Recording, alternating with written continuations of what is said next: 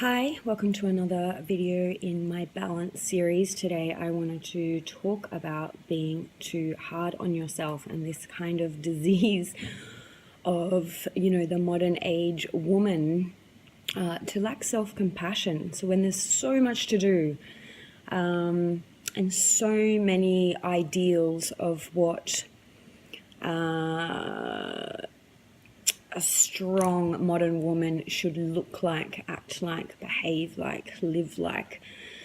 There's a lot of comparing that goes on, comparing ourselves to others and these kind of standards. And, even just as women, we are all built with this thing called the early human mind, which sets us up to always look out for whether we are safe. And the way that we do that is by making sure that we are accepted in our tribe. And your tribe can be your family, your friends, your community, and I guess the world in general that we live in.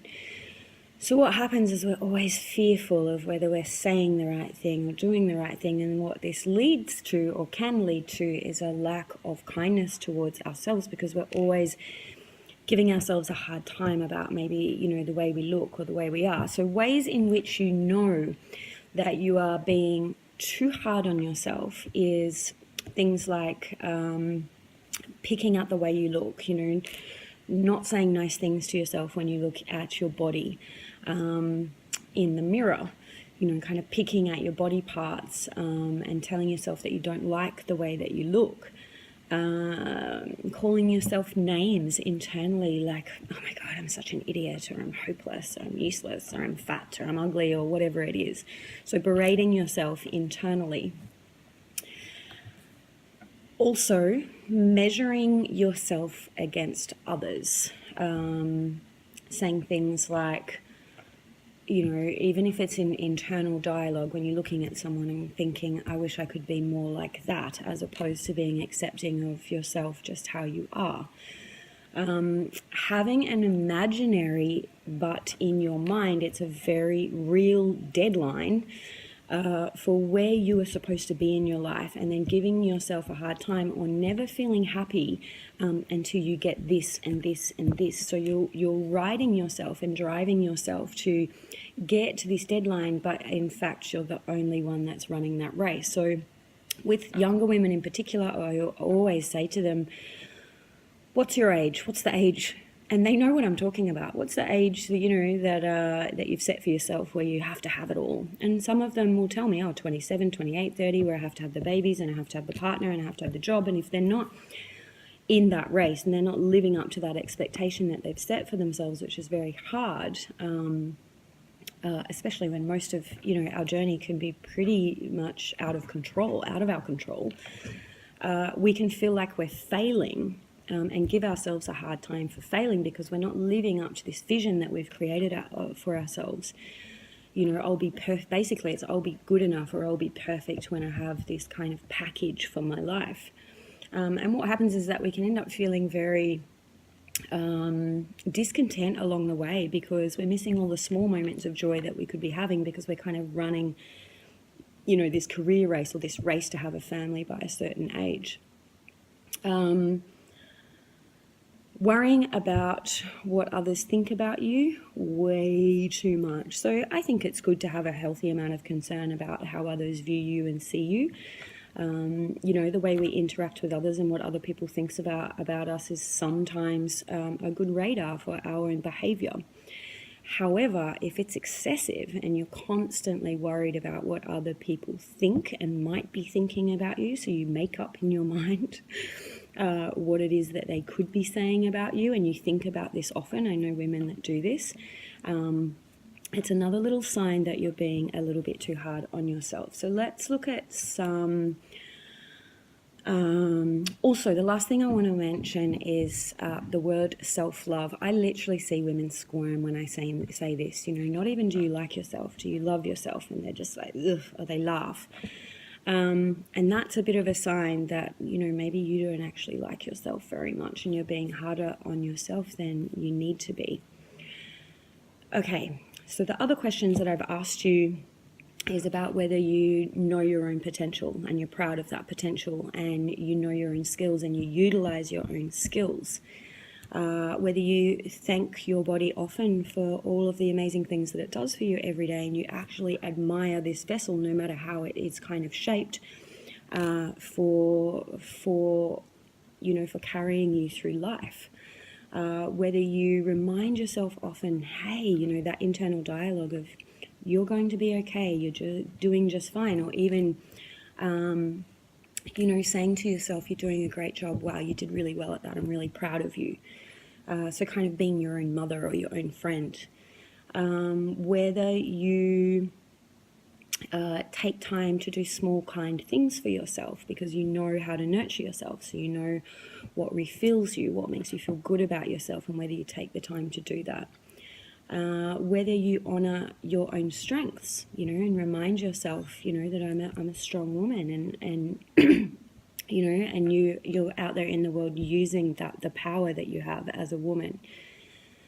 Whether you often remind yourself to be proud of your achievements, even if they're very, very small, even if it's like, wow, I got up and cooked my children a healthy breakfast today, or I cooked myself a healthy breakfast today. Like, whether you take the time to honor and celebrate and be proud of the small achievements that you have in daily life, not the big milestones that we reach to. Whether you're just in general happy with the person that you take out into the world, whether you're quite proud of who you are. And the other question that I have is whether you trust in the journey of life, and you tend to kind of navigate the lessons that we come across along the way without giving yourself a hard time when those lessons pop up. So you actually know what to do in times of need, and you know how to carry yourself with integrity or face adversity in a way that you're actually proud of. So those are all ways that kind of tell you that you have a fairly healthy dose of self-worth, as opposed to the first questions where, they're a little bit heavier, and we can be quite nasty to ourselves. So the two main questions I have: do you feel that you are 100% worthy of having everything that you want in your life? And I know a lot of people say yes to this question, and then they go away and think about it and come back to me and they're like, yeah, no, actually, and this is where I have to work harder than I should to get things, or it has to be hard, as opposed to I feel like I'm worthy, of having all that I want, and that's okay. It's okay to ask, and to go after what I want, which is essentially, I feel like I'm worthy of all the love and happiness in the world, and whether you truly believe that at your core. The other question that I have is whether you 100% feel that you're good enough, because when we break down self-worth, it comes down to a lot of the words that we have inside our head are a good sign for how tricky our mind can be, and our level of self-worth and how we feel about ourselves on a daily basis.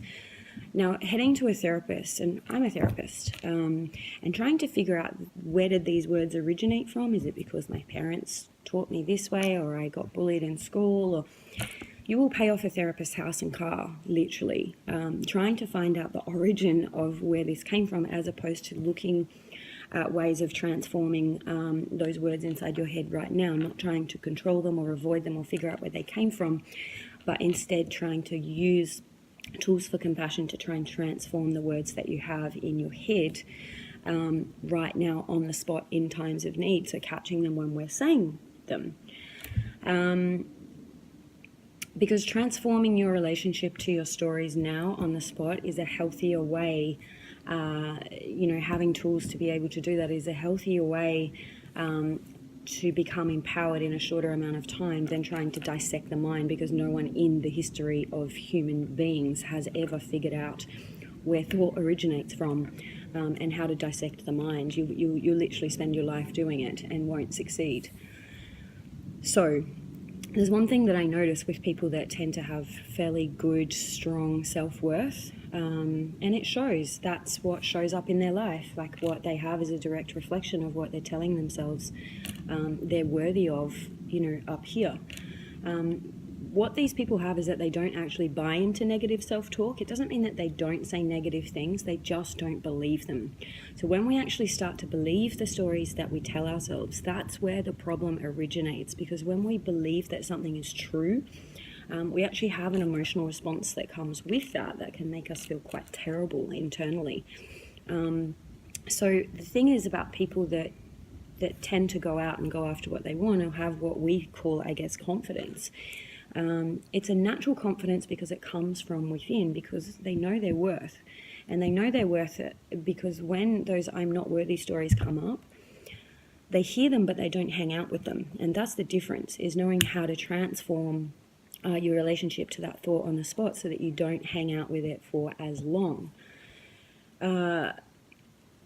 So having some kind of awareness over what these little stories are that you tell yourself is, the self-limiting, the I'm not good enough, and sometimes downright nasty stories that we have internally. The first step is just awareness. Be aware that they're there, and then make a choice.